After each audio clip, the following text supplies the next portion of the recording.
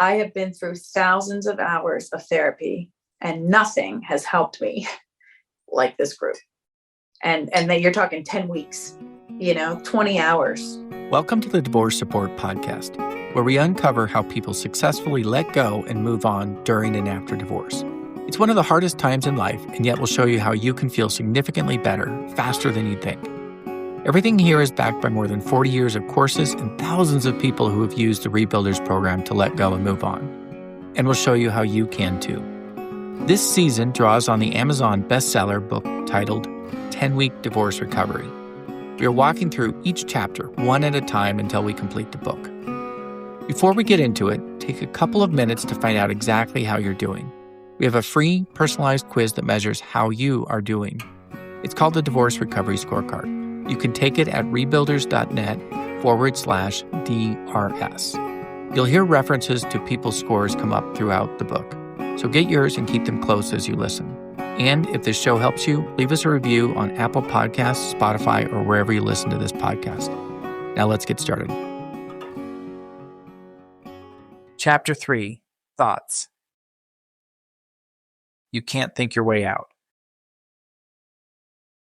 A problem cannot be solved in the consciousness in which it was created. Einstein. Julie's husband asked for a separation in October. They were living in the same house, different bedrooms, trying to figure out what came next. It was hard, confusing, but she thought maybe they could work through it. 6 weeks later, on November 15th, he told her he wanted to get back together. She felt this wave of relief wash over her. Hope. Maybe they really could fix this after all. Maybe the separation was just what they needed to see things clearly. The very next week, he took it all back, changed his mind again. Julie didn't know what to do with that. She kept replaying the conversation in her head. What did he say exactly? What did I say? What changed between last week and this week? Why did he say he wanted to get back together if he didn't mean it? Why did he change his mind so quickly? What could I have done differently? The questions wouldn't stop, all day, all night, over and over. She thought if she could just understand what he was thinking, she could make sense of it. And if she could make sense of it, maybe she could stop hurting. But understanding didn't come, and the pain didn't stop. Her brain just kept spinning. Same questions, same loop, no answers that actually helped. Julie was smart, really smart. She had a good job. She was used to solving problems by thinking them through. Work problems, money problems, logistics. If something was broken, you figured out why, and you fixed it. So when her marriage fell apart, she did what she'd always done. She tried to think her way through it, to figure it all out. She talked to friends. She journaled. She analyzed his patterns. She tried to make sense of his behavior. She could explain what was happening to anyone who asked. She understood the dynamics. She could trace the patterns. But understanding didn't make her feel better. Many people try therapy during and after divorce. It's natural and obvious to go to a trained expert, and often the same person that was with you when you were trying to save your marriage. Therapy can be really valuable. If you're in crisis, if the pain is so acute you can't function, if you're dealing with trauma that has you frozen, if you need someone to help you stay safe, the right therapy can be helpful. That support matters. Traditional talk therapy does important work. It gives you space to process. It helps you explore patterns. It provides a safe place to talk through what you're experiencing. That work is real. And for many people, it's exactly what they need. Some people get 5 or 10 free sessions through their employer. If you have that benefit, use it. That's valuable support, especially early on when you're trying to survive the initial crisis. But here's what most people don't realize about how therapy works. Traditional therapy is built on a specific model. You come in. Your therapist asks, "What's on your mind today?" You talk about whatever's weighing on you that week. Your therapist listens. They reflect your thoughts back to you. They ask questions that help you explore. The goal is for you to figure things out, to understand by talking something through and getting insights into why you do what you do, or why your ex is behaving the way they are, to discover answers, to process what is happening inside of you. That's the therapeutic model. And it works for a lot of things. But it has some limitations when you're going through divorce. First, it's open-ended. There's no roadmap, no clear stages, no finish line. You show up every week and talk about wherever you are that week.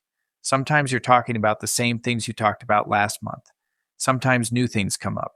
Your therapist follows where you lead, which is good for exploration. but it means you can circle the same territory for months, sometimes years, without actually moving forward. The average person spends 16 months in therapy after divorce, 16 months of weekly sessions, talking about what's on your mind, processing, exploring. And here's what nobody tracks: whether they actually got better or whether they just gave up. Second, it's designed for you to figure things out on your own. Some therapists won't tell you what they're thinking. They won't give you tools. They won't say, here's what I notice, or here's what typically works. They wait for you to get there yourself. Again, this works for some things, but when you're overwhelmed, when you're dealing with grief and anger and fear and confusion all at once, waiting to figure it out yourself can take a really long time. Third, it's usually one-on-one, just you and your therapist, which is good for privacy, for processing sensitive things. But it's also isolating. You don't see other people going through the same thing. You don't have proof that other people survived this. You don't know if what you're experiencing is normal or if you're uniquely broken. There was a woman in Julie's group who had been in therapy for years, not just a few months, years. She said, I have been through thousands of hours of therapy and nothing has helped me like this. And you're talking 20 hours. Thousands of hours, years of weekly sessions, genuine effort, 20 hours, 10 weeks, different approach. The difference wasn't that her therapist was bad. Her therapist was good, caring, well-trained. The difference was the method. Therapy gave her space to explore whatever was on her mind each week. The group process gave her a clear path. It is focused, specific tools, a group of people doing the same work at the same time. Therapy waited for her to figure it out. In the group, she learned what to do and exactly how to do it using proven tools and information. When Julie started, her disentanglement score was 25 out of 100. That's a measure of how tied up you still are with your ex, emotionally, mentally, practically. With a score of 25, it means you're still very much entangled.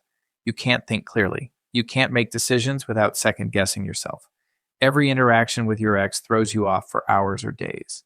Julie had been trying to think her way out for months, talking to friends, journaling, analyzing why her husband kept changing his mind. It wasn't working. 10 weeks later, her disentanglement score was 75. She told the group, I feel like a different person. Absolutely different person, in a very good way. What changed wasn't her understanding of why her husband did what he did. She never got a satisfying answer to that. What changed was the method.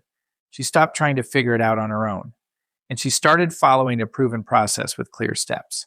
Here's the distinction most people don't see. Therapy is process-oriented. The goal is exploration, understanding, insight. Structured recovery is outcome-oriented. The goal is getting unstuck and moving forward. It is focused on getting results. They're not the same thing, and they're not in competition. In fact, they work beautifully together. Many people do both at the same time. They see their therapist to process whatever's coming up, and they do structured recovery work to have a clear path forward. Their therapist gives them space to explore. Structured recovery gives them tools to use. Steve said, my therapist is amazed at my growth in such a short period of time. She keeps asking me what I'm learning. That's not because one approach is better than the other. It's because they serve different purposes. Therapy helps you understand where you've been. Structured recovery helps you get where you're going. You need both. But a lot of people don't know structured recovery exists, so they do therapy alone, for months, sometimes years. And they stay stuck in the same pattern Julie was stuck in. Week after week, talking about what's on their mind, exploring the same questions, gaining more understanding, but not actually moving forward. Because understanding what happened isn't the same as knowing what to do about it. And exploration without clear direction can keep you circling for years. Now let me tell you about Ryan. When he started, his overall score was 22 out of 100. His grief score was 13. His anger score was 10. He'd been in therapy for months, talking through what happened, trying to understand it, processing why his wife left. Therapy gave him space. It kept him from falling apart completely. It helped him process some things. But it didn't get him unstuck. He joined a structured recovery group while still seeing his therapist. 10 weeks later, his overall score was 94. Grief, 98. Anger, 93. He said the group was invaluable. Not because it replaced therapy, because it gave him something therapy couldn't. He got to watch other people go through the same roller coaster he was on. One week, someone would show up feeling fantastic, free, liberated, ready to move on. Next week, same person, completely falling apart. It was validating, he said. Everyone is going through this roller coaster where they don't know what tomorrow is going to be. I wasn't the only one whose emotions made no sense from one day to the next. But more than that, he got to watch people move through the hard parts and come out the other side. Week 6, someone broke through their anger. Week 7, that same person was lighter, freer. Brian didn't know exactly what would happen when his turn came, but he'd seen it work for someone else. That made it easier to trust the process. His therapist noticed the change, commented on how much faster he was moving on than she'd expected. That's what happens when you combine the two.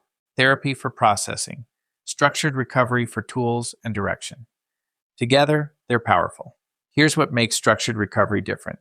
It's not open-ended. It has clear stages.